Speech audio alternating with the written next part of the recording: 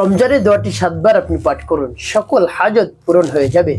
যত ধরনের আপনার প্রয়োজন রয়েছে, আপনার টাকার প্রয়োজন, সম্পদের প্রয়োজন, আপনার ভালোবাসার মানুষ চলে গিয়েছে, স্বামী স্ত্রীর মধ্যে দ্বন্দ্ব, মনোমালিন্য, ঝগড়া, তারপরে ঘরের মধ্যে কোনো ধরনের শান্তি নেই, শুধু অশান্তি, সংসারের মানুষগুলো একেবারে অশান্তিতে ভুগছে, কঠিন রোগে আক্রান্ত, যত ধরনের আপনি হাজত থাকুক না কেন আপনি দোয়াটি পাঠ করুন। আল্লাহ রাব্বুল আলামিন রমজানের মধ্যে সকল হাজত পূরণ করে দেবেন ইনশাআল্লাহ। প্রিয় ভাই বোনেরা, আমলটি কখন কিভাবে করবেন, কোন নিয়মে করবেন, আমলটি করে কিভাবে উপকৃত হবেন আমি বলে দিচ্ছি। প্রিয় ভাই বোনেরা, এই মাসটি হলো পবিত্র রমাদানুল মুবারক, বরকতপূর্ণ, রহমতপূর্ণ, ফজিলতপূর্ণ। একবার যদি একটি নেকির কাজ করেন, ইবাদত করেন, 70 গুণ ইবাদত করার সব লিখে দেবেন। সুবহানাল্লাহ। একটা ইবাদত করলে 70টি ইবাদত করার সব, 1 টাকা দান করলে 70 টাকা দান করার সব। আর যদি আপনার মনে আরো বেশি ইখলাস থাকে, আরো বেশি সব পাবেন। তারপরে আপনি যদি 2 রাকাত নফল নামাজ আদায় করেন, তাহলে আল্লাহ রাব্বুল আলামিন আপনার আমল নামায় ফরজ নামাজের সব লিখে দেবেন। আর যদি ফরজ আদায় করেন, তাহলে 70 গুণ বৃদ্ধি করে দিবেন সব। সুবহানাল্লাহ বিহামদিহি। তো প্রিয় ভাই বোনের জন্য রমজান মাসের পবিত্রতা রক্ষা করবেন। 1 সেকেন্ড 1 মিনিট সময় আপনি নষ্ট করবেন না অযথা। প্রত্যেকটা সেকেন্ড মিনিট আপনি কাজে লাগাবেন।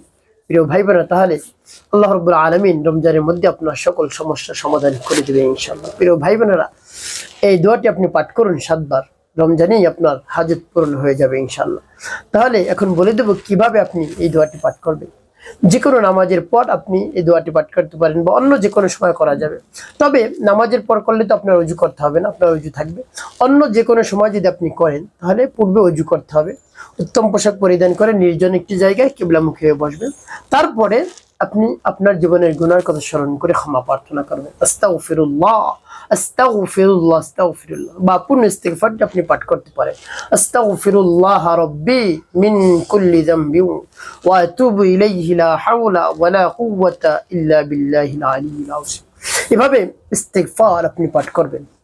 তারপরে 3 বার দুরূদ শরীফ সাল্লাল্লাহু আলাইহি ওয়াসাল্লাম, সাল্লাল্লাহু আলাইহি ওয়াসাল্লাম, সাল্লাল্লাহু আলাইহি ওয়াসাল্লাম। যখন ইস্তিগফার এবং দুরূদ শরীফ পাঠ করা হয়ে যাবে, তারপরে আপনি কি করবেন? তারপরে আপনি সেই দোয়াটি পাঠ করবেন। যখন পাঠ করবেন, মনে মনে চিন্তা করবেন, হে আল্লাহ, যে সমস্যার জন্য আমলটি করে সমস্যার সমাধান করে দিন, আমার আমলকে এবং সময়কে কবুল করুন। ভাবে বলে তারপরে দোয়াটি পাঠ করবেন। দোয়াটি পাঠ করে শেষে কি করবেন বলে দিচ্ছি, আগে দোয়াটি বলে নেই। যেমন বিসমিল্লাহির রহমানির রহিম, ইয়া কাদিয়াল হাজাত,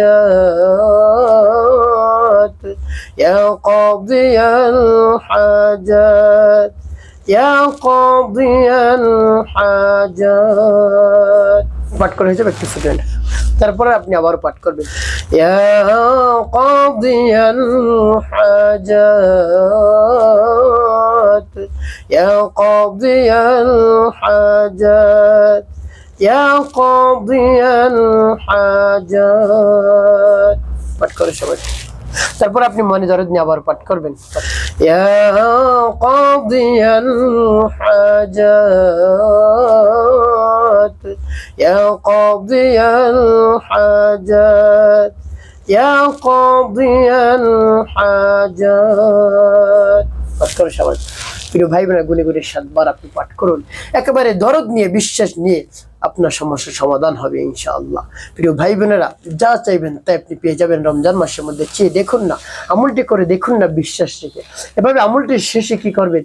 5 বার দুরূদ ইব্রাহিম পাঠ করবেন। আল্লাহুম্মা সাল্লি আলা মুহাম্মাদিন ওয়া আলা আলি মুহাম্মাদ কামা সাল্লাইতা আলা ইব্রাহিম ওয়া আলা আলি ইব্রাহিম ইন্নাকা হামিদুম মাজিদ। আল্লাহুম্মা বারিক আলা মুহাম্মাদিন ওয়া আলা আলি মুহাম্মাদ কামা বারাকতা على إبراهيم وعلى آل إبراهيم إنك حميد مجيد. اللهم صل على محمد وعلى آل محمد كما صليت على إبراهيم وعلى آل إبراهيم إنك حميد مجيد. اللهم بارك على محمد وعلى آل محمد كما باركت على إبراهيم وعلى آل إبراهيم إنك حميد مجيد. اللهم صل على محمد وعلى آل محمد كما صليت على إبراهيم وعلى آل إبراهيم إنك حميد مجيد. اللهم بارك على محمد وعلى آل محمد كما باركت على إبراهيم وعلى آل إبراهيم إنك حميد مجيد. اللهم صل على محمد وعلى آل محمد كما صليت على إبراهيم وعلى آل إبراهيم إنك حميد مجيد اللهم بارك على